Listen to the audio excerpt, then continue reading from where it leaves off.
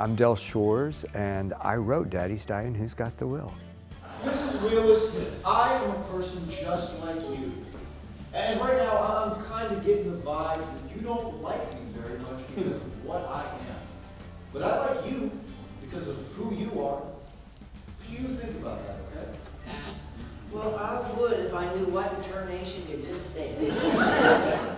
I came out to Los Angeles in 1980, right after I graduated from Baylor University, with dreams of being an actor. And I was. I did okay, you know, but I started writing because I was on a soap that, I was a bartender on Days of Our Lives, had about, you know, 1 or 2 lines a day. Here's your drink, Calliope. And one day they gave me a scene, and I was so excited, and the director was very complimentary. And then right after lunch, they came and said, oh, we've made some trims in the script because it's too long, and my scene was gone. And so I went home very depressed, but sometimes your curse is your blessing, and I wrote Cheatin', and Gwen Harris at the time, now Overland, was my friend, and I wrote a role for her because I wrote it for all my friends. And Gwen played my girlfriend, Sarah Lee Turnover, and that was the first of the Low-Akey trilogy, and Daddy's Dyin, Who's Got the Will was the second. Dang dog, that Heinz 57 mud of hers, Sam, just tore up my garden, uprooted my tomatoes, and ran off with my sausage links. And I paid $1.37 for these neons. It came from me sharing stories with that Cheatin' cast and the director right before, we would just be talking right before we'd rehearse, and I would come in, oh, you cannot believe what happened today, because my papa was having these progressive strokes, and everybody had come in, and they accused my mother of trying to mercy kill. My papa and my Aunt Rita was stirring up a lot of, you know, mierda. And my mother hired a lawyer that was so old, and then she dropped the lawsuit. I don't think it ever happened. If Aunt Rita would apologize to her, but she was going to sue her for slander. And so I was telling these stories, and Sherry Landrum, who was directing Cheatin', she said, Del, that's your next play. And I started writing it, and it was for the first time I was writing a story that I really didn't have a role for myself in. And I sat back as the writer, and it blew up. It was a very big hit in Los Angeles. I was only 28 or 29 when it came out, and then the movie happened, and the rest is history.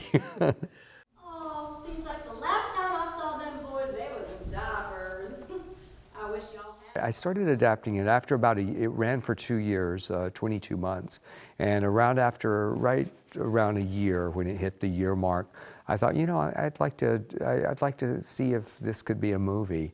And I had a manager who had represented Sissy Spacek and knew Jack Fisk, and he had a deal, and Jack Fisk is married to Sissy, and he had a deal at Propaganda Films, and she slipped him the screenplay.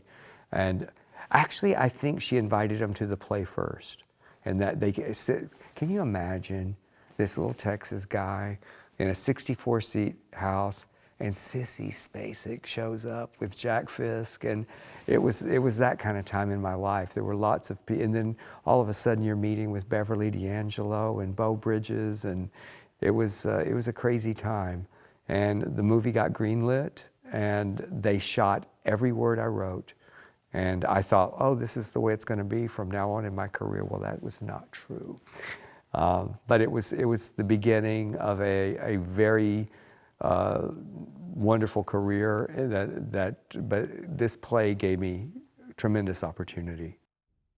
I think that dysfunction lives and breathes in families across America.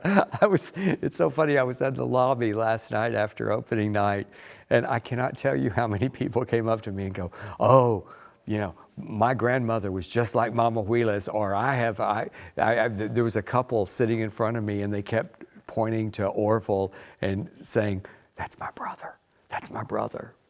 So I think that's what it is. Someone can connect with somebody in the cast. And, you know, ultimately, it's a funny play, but family triumphs at the end. And I think them coming together. Now, I don't know how long, probably after the funeral, they were just at it again. But for that moment, them coming together, it's very touching.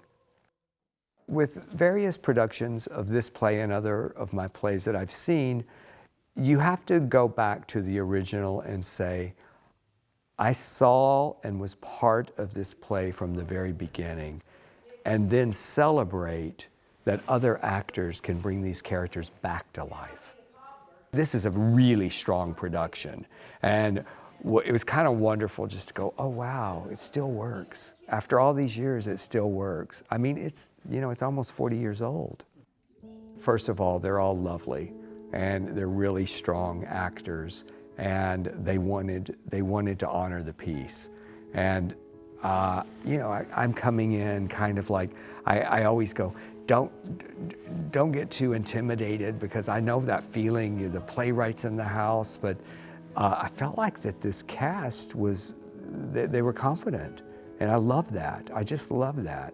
And of course, my love for Gwen, and to see Gwen having played Sarah Lee in Cheatin', having played Lurleen in Daddy's Dying, and now playing her own grandmother, you know, those characters that she played years ago, now she's playing the grandmother. It was kind of magic for me. We all need a good laugh these days. There's so much chaos in the world right now, and it's a difficult time for many of us. The other thing is, if you love theater, support theater.